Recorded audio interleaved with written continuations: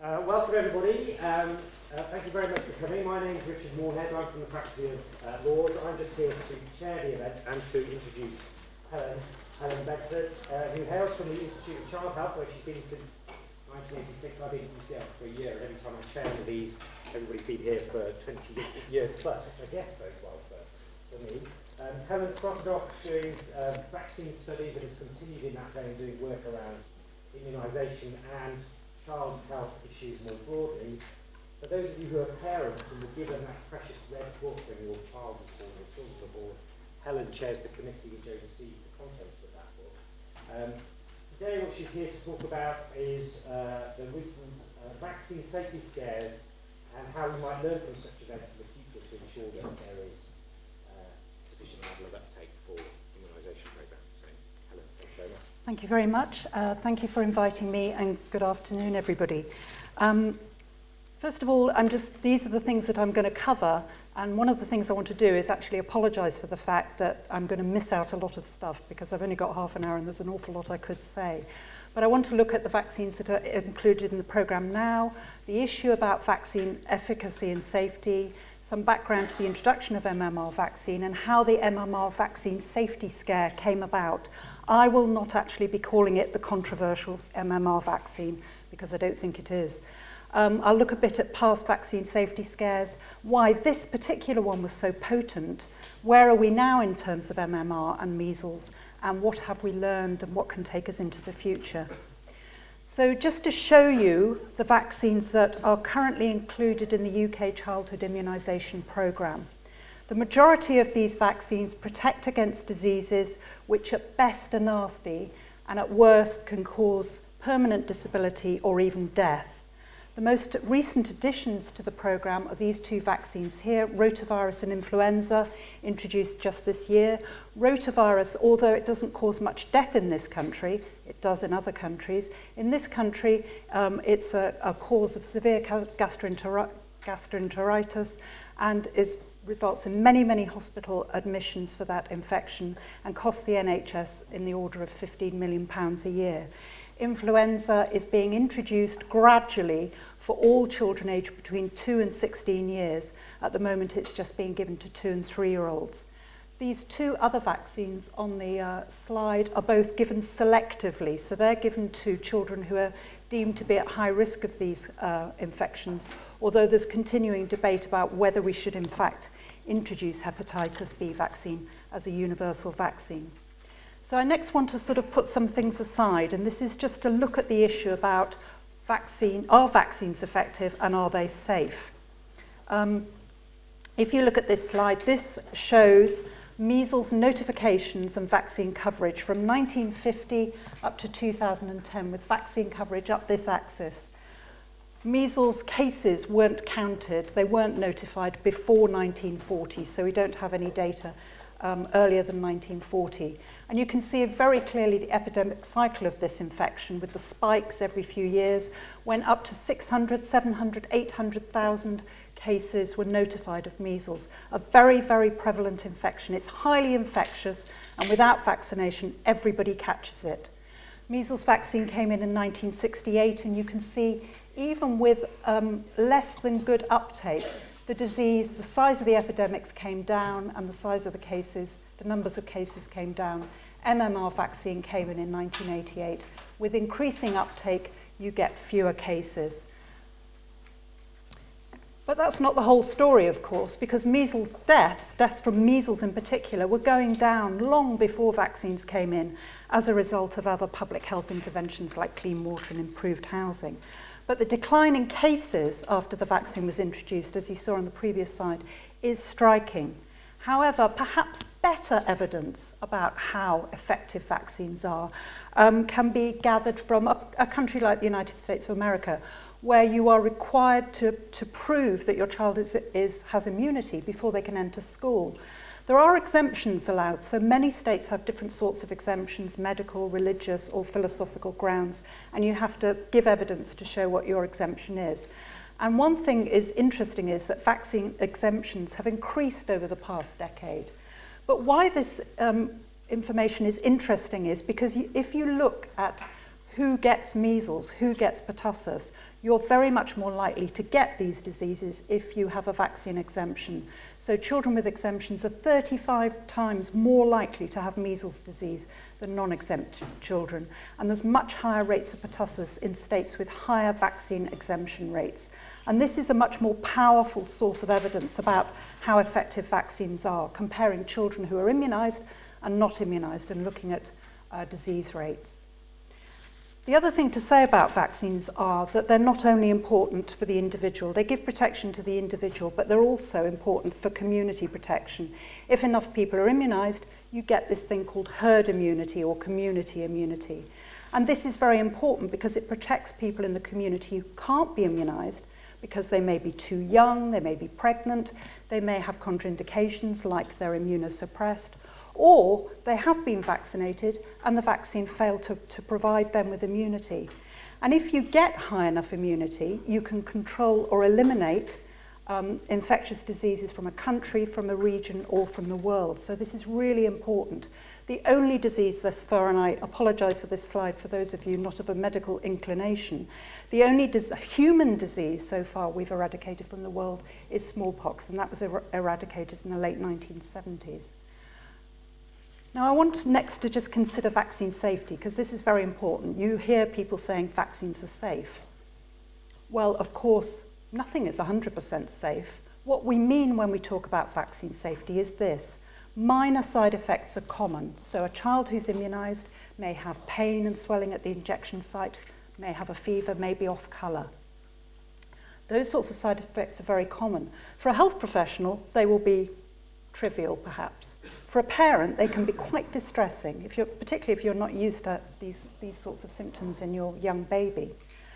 Major side effects do occur, but they're uncommon and they're well described, in particular by using data linkage studies where they link vaccination records with hospital admissions for particular conditions. Of course, this only covers things that land in hospital, but they are by their nature usually the more severe conditions.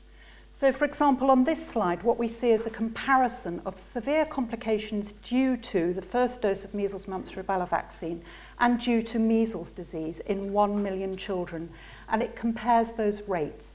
So these are all things that might happen as a result of measles. Because MMR is a live vaccine, so it contains the live viruses, although they've been weakened, it is biologically plausible that you may see the same complications in a child who's had the vaccine, although at a much lower rate. And these data that are all drawn from these data linkage studies support this notion that you're at very much greater risk of getting all these complications with the disease than you are with the vaccine. And the other thing to say is that if you have one of these conditions following the vaccine, you're much more likely to recover completely. If you have seizures after measles disease, you're much more likely to be left with a permanent seizure disorder. But there are lots of mythical side effects that have been, from time to time, have been put out there that have been claimed to be caused by vaccines, notably autism, things like ADHD, and lots of other conditions. And the key thing about these is that they may be associated in time with giving a vaccine. So young children get lots of vaccines. We've seen the list. This is also a time in life when conditions are newly first recognised for the first time, so maybe a genetic condition or something that's happened after birth. But just because these conditions come on and are associated in time, it's not evidence that the vaccine has caused those conditions. So just so that we're all on the same page in terms of background to the introduction of MMR vaccine, we first saw the introduction of a vaccine against measles in 1968, and it was introduced for 12 to 18-month-old children. In 1970, a Rubella vaccine program was brought in for teenage girls to protect them as individuals against rubella in pregnancy so that their babies wouldn't get congenital rubella syndrome, which is a devastating condition. In 1998, we introduced MMR vaccine. The first dose was introduced to be given at 12 to 13 months. But when we introduced it, it had already been used in the United States since 1972 and in Scandinavia since 1983. Now, the aim of the MMR program is to eliminate measles, mumps, rubella, and congenital rubella syndrome. That means wipe out the infections completely. And to do that, you need very, very high levels of immunity, particularly to measles, which, as I mentioned, is so highly infectious. And you don't get enough protection to get that level of immunity with one dose of MMR. Rubella is very good, protects almost 98% of people, but measles is 90 to 95% effective with one dose, and that's not high enough to get the level of immunity you need to get rid of the disease. So in 1996, we'd been watching the experience in other countries. We could see that you needed 2 doses to get the level of immunity. The second dose was introduced preschool. So I just want to look at some of the things that happened before coming up to the vaccine safety scare, because in many ways, with the retrospectoscope, you can actually see that this was coming along. The first thing was that in 1992, 2 brands of MMR vaccine were withdrawn from use. And this was because the Mumps component, which is called Urabi, was found to be associated with aseptic meningitis in a small number of children. They all recovered completely, but nevertheless it was found to be associated with this condition. This had no impact on vaccine uptake, so the public didn't worry too much about this. In 1995, a Danish documentary was screened which featured a mother who was convinced that her child with autism had become autistic after they'd had MMR vaccine. But then there were 2 studies published in the UK in 1994 and 1995. And these studies, the first one suggested there was a link if you'd had wild measles infection, so nothing to do with vaccine at all, and your likelihood of developing Crohn's disease, which is a form of inflammatory bowel disease, as an adult. The second study, published in 1995, suggested that if you'd had single measles vaccine as a child, you might be at increased risk of having inflammatory bowel disease as an adult. And this led to a small decline in uptake of MMR. Lots of other studies were done to see if they could replicate the findings of these 2 studies, but all they could find was evidence for no such links. So it was in 1998 that the Lancet published a paper which described 12 consecutive children, 10 of whom were suspected to be autistic or were actually diagnosed. They all had bowel symptoms, but all the bowel symptoms were different, and they all had abnormalities of bowel structure. When a history was taken, 8 of the parents or the GP said that the symptoms they suffered seemed to be associated in time with MMR. So the behavioural symptoms had come on quite quickly, and the bowel symptoms somewhat later. It said very clearly in the paper, we did not prove an association between measles, mumps and rubella vaccine and the syndrome described. So you would think that would be the end of the story. What in fact the authors were trying to show was that there seemed to be a link between autistic symptoms and bowel conditions, and MMR was a sort of thing that almost fell into the discussion. But what really kicked things off was the day before the paper was published, the Royal Free Hospital held a press conference, and this is unusual for this kind of paper. And the senior author on the paper stood up and made a statement which nobody else was expecting, which said, and he said, there is sufficient concern in my own mind for a case to be made for vaccines to be given individually at not less than 1-year intervals. He didn't actually provide any scientific evidence then in 1998, and he still stands by this claim in 2013 and still hasn't provided the scientific evidence which supports that suggestion. So in the immediate aftermath, there was intense media attention paid to this story, and it was all focusing on a call for single vaccines. Now, part of the problem was, as I mentioned earlier, some of the things that happen after MMR are biologically plausible because they happen with the diseases. But this condition, autism and bowel disease, is not biologically plausible. It doesn't happen with the natural infections. So nobody had gone out and done studies specifically asking the question, does MMR, is it associated with autism and bowel disease? So in many ways, there was a bit of an evidence vacuum. We could use existing data on the safety of the vaccine, and it didn't seem to indicate a link. And indeed, why should anybody have looked for it? Because there was no biological plausibility.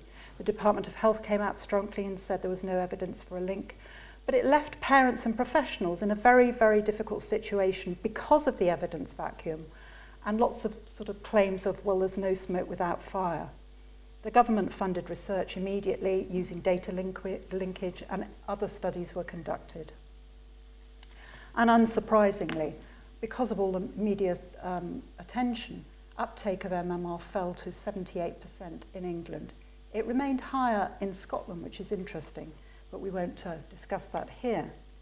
Now, of course, this is not the first controversy about vaccines.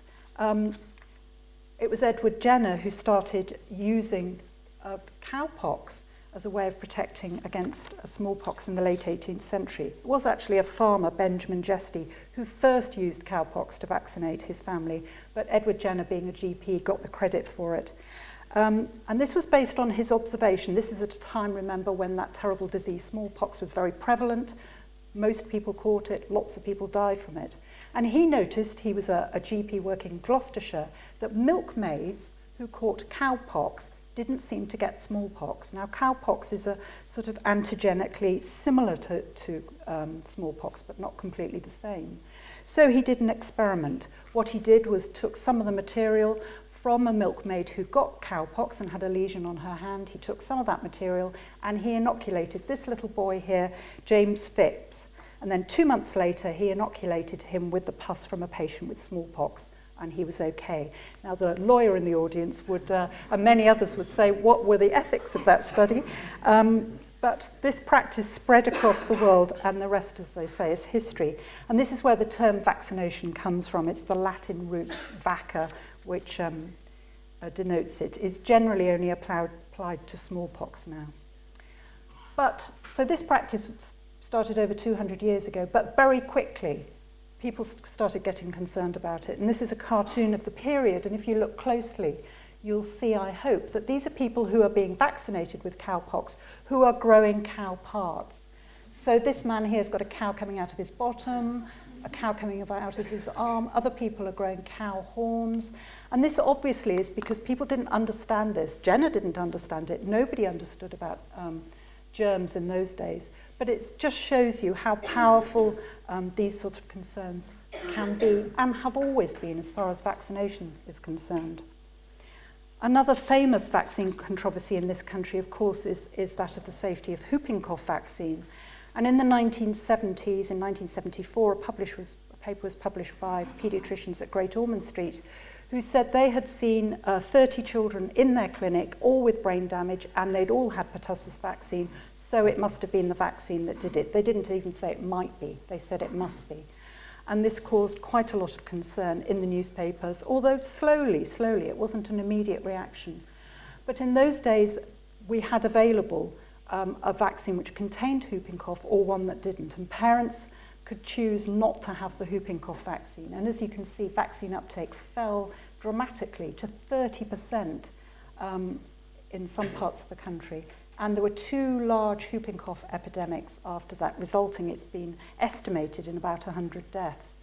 A lot of research was carried out in the intervening years, and there is still no evidence to show that whole cell whooping cough vaccine causes permanent brain damage. So there have been many other vaccine safety concerns, but what characterises them is that many of them stay in the country where they've evolved. So there's one in France related to the development of multiple sclerosis and hepatitis vaccine. In America and the UK, mercury in vaccines and neurological damage. Also multiple vaccines and immune dysfunction. But the UK has played a primary role in defining, promoting and exporting 2 major vaccine scares, notably whole cell pertussis vaccine and an MMR vaccine.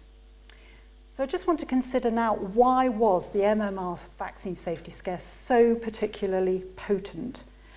And there are many perceived risks to public health which are generally considered to be more worrying. And this is a list of those risks which I won't read out.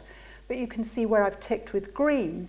This shows that many of these reflected concerns about autism in young children. So a novel man-made source, this goes back almost to the cowpox worries, hidden and irreversible damage affecting small children or pregnant women. I could go on. But I want to add these things in. These are other things that I think made this scare so potent. And this is because all our children were involved. This vaccine was being offered to every child in the country. At the time, there was very little measles disease about because of high vaccination rates. So if you like, half the equation, half the worry goes, all your fears are focused on the vaccine and there isn't the fear of the disease. As I mentioned, there was lack of direct evidence immediately. And there was one charismatic figure who carried on fueling the scare, and I think this has been very important in this story. Autism itself, the condition under scrutiny, is distressing at worst. It's poorly understood and apparently increasing. And the issue became a political football, which of course always gives things a lot more play, if you like. The media reporting was, at first, certainly, should we say, unbalanced, because the media, in efforts to try and get balance, were giving equal weight to both sides of the story, which the public interpreted as meaning that there was an equal weight of evidence. And then, of course, minor celebrities always weigh in with their personal views. There was, at that time, public lack of trust more generally. We'd just come out of we were in the middle of the mad cow disease controversy. And at the time, because of the lack of evidence, professionals themselves felt ill-informed and uncertain about this vaccine, so weren't able to reassure parents at all. I just want to look at some of these issues in a bit more detail. So the idea that there was one charismatic figure, I'm not going to name him, but he's been very much at the forefront of this vaccine safety scare, and he's been described glowingly, a tall, handsome, fluent, charismatic, and above all, a man of conviction by one of his colleagues, and in a newspaper article, a handsome, glossy-haired hero to families of autistic children.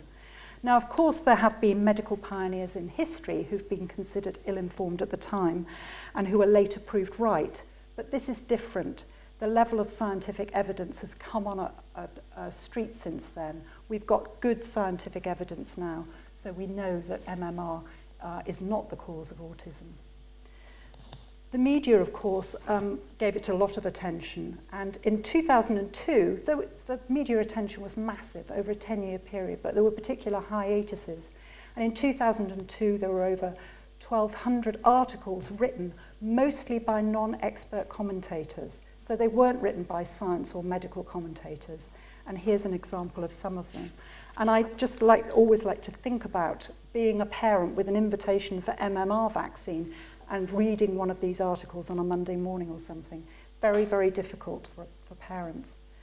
In a study conducted in Cardiff University in the School of Journalism, they looked at this coverage and they concluded that the public were duped by the media over MMR vaccine. And they said that the news media plays a key role in informing the way people understand issues, such as the controversy around MMR. The problem was that the coverage, as I mentioned, of MMR by the media suggested a divided scientific community with two conflicting bodies of research, when in reality it just was not like that. And then it became a political football when in 2001, the then Prime Minister Tony Blair was asked in the House of Commons by an opposition MP, have you had your infant son, Leo, immunised with MMR vaccine? And he declined to disclose the information. Now, we could debate whether that is ethical or whether he was able to do that. I think what was interesting was at the time his public health minister, Yvette Cooper, came out very, very strongly saying, yes, I've had my children immunised. And I think that was very powerful, but of course, fewer people were aware of that. But it wasn't always a football, because here's an article by Boris Johnson defending Cherie Blair's right to keep the secret of Leo's bottom. So that was quite an interesting development. And then, of course, there were a number of celebrities who chucked in their 10 pennyworth, saying that they'd had their children immunised and they'd had a nasty reaction, or I'm not going to have that injection for my child. And it's very powerful, again, when parents read these sorts of articles, because these are people that they trust, daytime television presenters, those sorts of people. They trust these people, so they listen to what they say. There were a few other things that happened along the way. So in 2003, Channel 5 made a TV drama called Hear the Silence, and this was going to be followed by a studio debate. And this was the story, the whole story, so Andrew Wakefield and a mother with an autistic child and all the battles they went through. Andrew Wakefield was played by the actor Hugh Bonneville. Now, it obviously hasn't affected his career because he's now Lord Grantham of Downton Abbey. People were invited, so experts were invited to take part in this, after this screening of this film, and including me. I decided not to take part, and this was really because, having watched the film, I knew that that was an hour of intense focus on this is the story, this is Andrew Wakefield, he's a hero, there is a problem. And then it was going to be the same in the studio debate, so it didn't seem as though there was much to be gained by it. And it was at this point that MMR uptake rates declines halted, and this is when we started to see resolution, really. But I just want to address the issue of parents, because of course they were at the centre of this from day one, and the research has shown that they found the decision about MMR, not surprisingly, very difficult. And this was because of negative media publicity, because of mistrust. Who do we trust? Do we trust health professionals? Do we trust the government? No, actually, the people we trust are other parents who've had bad experiences. Some parents felt that concerns about MMR vaccine were not being taken seriously, and the lead author on the paper was seen as an important whistleblower and champion of parents. Parents also wanted a choice over single vaccines. They were never given a choice by the NHS. The NHS would not allow single vaccines. And parents were concerned that by giving the combination vaccine, they might be overloading their immune system. Parents of autistic children in particular felt very angry and guilty. You can imagine they were at the middle of this, so they must have, many of them must have felt, it's my fault. This is not so, but it's very difficult for parents in that situation. And then added complications were that the senior author of the Lancet paper and 2 colleagues were referred to the General Medical Council because of concerns over the ethics of their research and financial irregularities. And as a result of that very long General Medical Council hearing, the senior author and 1 colleague were struck off the medical register.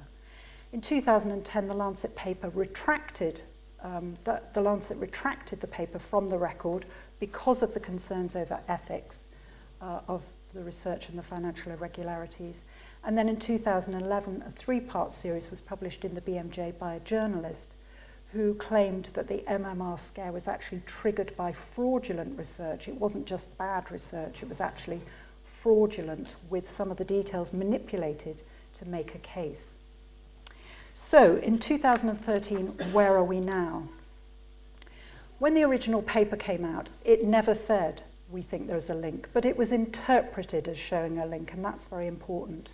But in the intervening years, there's now a significant body of research which has set out asking the question, is MMR and autism, MMR associated with the development of autism and bowel disease? And there are at least 13 sound epidemiological studies from around the world, not just from the UK, from all around the world, asking different questions in different populations. It's also been reviewed by expert bodies in many countries, and there is evidence of no link between MMR vaccine, autism and bowel disease, and indeed there never has been evidence of a link.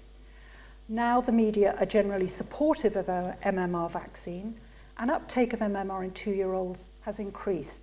So parents are back on board, they have confidence in this vaccine again, and we have the highest rates ever of MMR in 2-year-olds now, at almost 93%. However, because of the legacy of this scare, many of the children who weren't immunised 10 or 12 years ago have been left susceptible to the infections, and what we've seen is an increase in cases over the years. The 2 red stars there denote 2 deaths from measles, so this is a precise group who we want community immunity to protect. These are teenage boys who had conditions which meant they had to take drugs which depressed their immune system, so they couldn't have the vaccine, and they caught measles and died. And this shows graphically that we've seen measles all around the country last year and also at the beginning of this year. The most publicised outbreak was in South Wales in the Swansea area.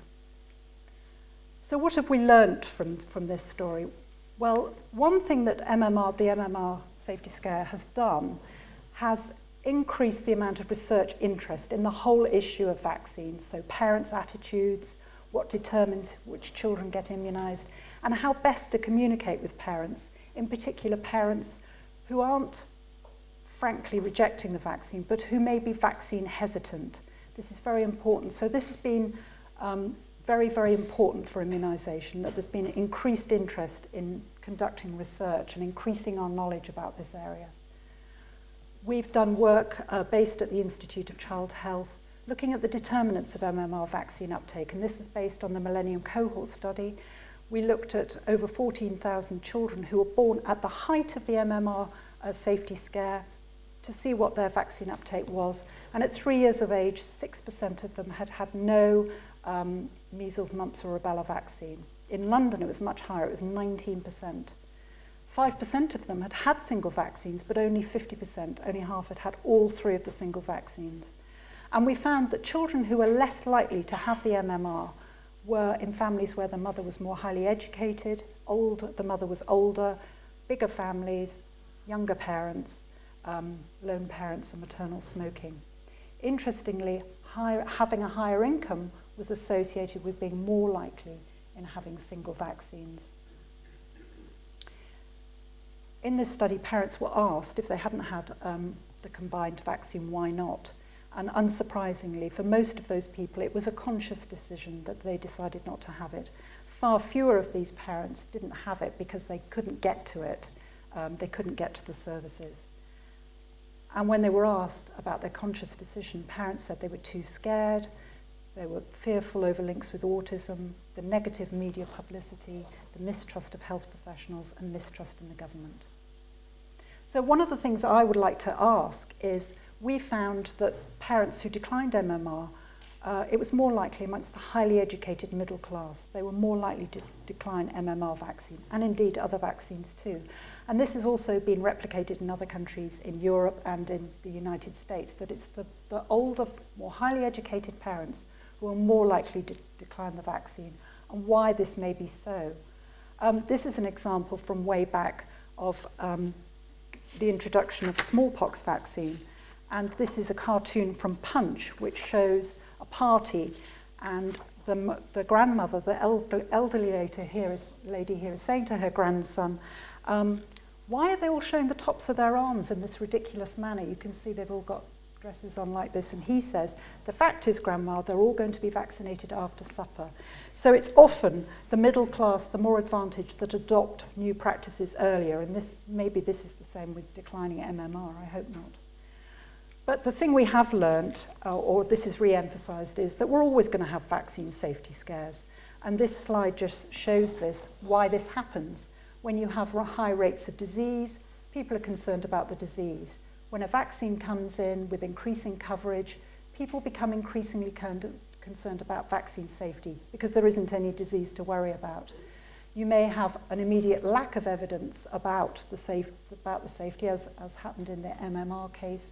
People lose confidence, vaccine uptake goes down, you get an outbreak of disease, and people come back on board, realising how important vaccination is. One thing that always comes up is, should we, like the United States, require children entering school to be immunised? Few children have compulsory vaccination, and all I would say is that if we had introduced compulsory vaccination at the time of the vaccine safety scare, I think it would have had a detrimental effect. If people are already worried and you say, you've got to have it, it's not going to improve uptake. It's much better to keep uptake high through talking with parents, and perhaps other things like checking vaccination status when children enter schools, to just remind parents, because a lot of the under-immunisation in this country is not because people don't want the vaccine, it's simply because they need reminding, they haven't had time to get around to it. So vaccine safety scares are inevitable. So in order to minimise their impact, what we need to do is be well prepared.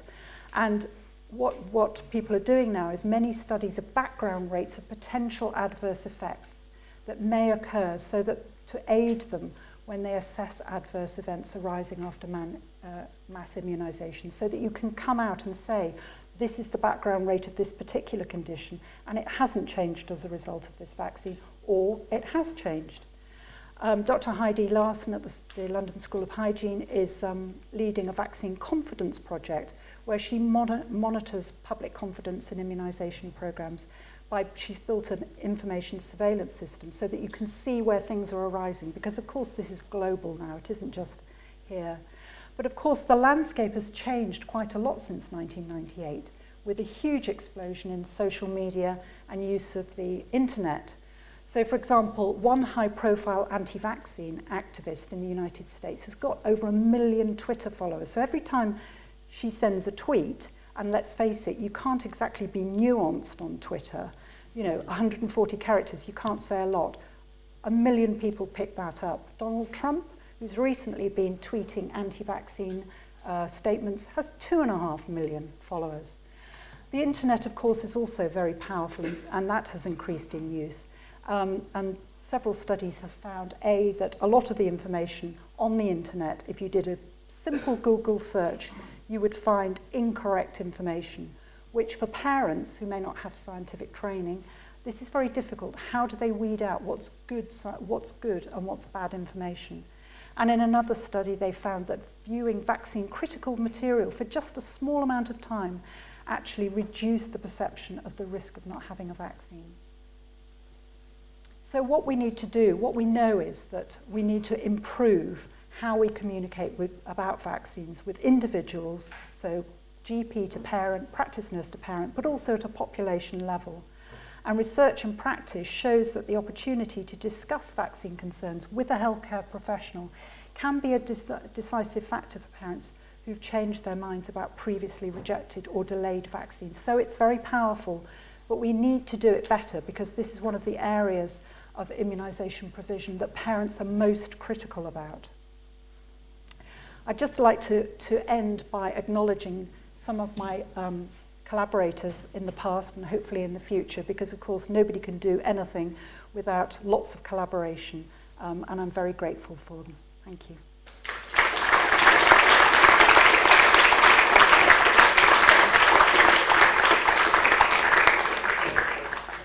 We've got about 3 minutes for questions, so if there are any questions, put your hands up and I'll take 2 or 3. So yes. So if you'd like to go first. Hey, thanks. That was a very interesting talk. Just wondering, in the case of the MMR scare, do you think it would have helped if more sort of autistic people had spoken out about how I think autism is not such a bad thing and how there are positive sides about it? For instance, the more autistic people are more likely to be intellectuals and that sort of thing. Well, I'm sure that might have made an important contribution. Of course, autism is a very poorly understood condition, and many people sort of painted it as this terrifying condition. In fact, I even saw one article which suggested this is why the middle class have rejected MMR, because, by definition, they are the chattering classes, and to have a child who might not be so socially adept would be, for them, very difficult. So it could have indeed had an impact, but I think that that's happening now. I think autistic people are coming out and talking more about their condition. Hi there, thank you for the lecture, very well presented. A little criticism. I've heard you say the media are to blame for everything, but don't you think the public's mistrust is in the information or lack of from their GPs? I don't think I said the media was to blame for everything. I think I said the media didn't help. No. If you're bombarded, as people were on a daily basis, with negative stories, it's very difficult for a mother in the middle of that. And it is difficult. I do think the solution rests with GPs. But as I mentioned, it was quite difficult for health professionals in the early days because they couldn't immediately bring out the evidence about autism and MMR because there weren't the studies. Are you saying the facts weren't there? Sorry? Are you saying the facts weren't there? The facts? The facts weren't there for the GPs to relay confidence back to their patients. I think it's important for GPs to do that work. I actually think it rests with nurses more than GPs. They are the people that see parents and children more than GPs.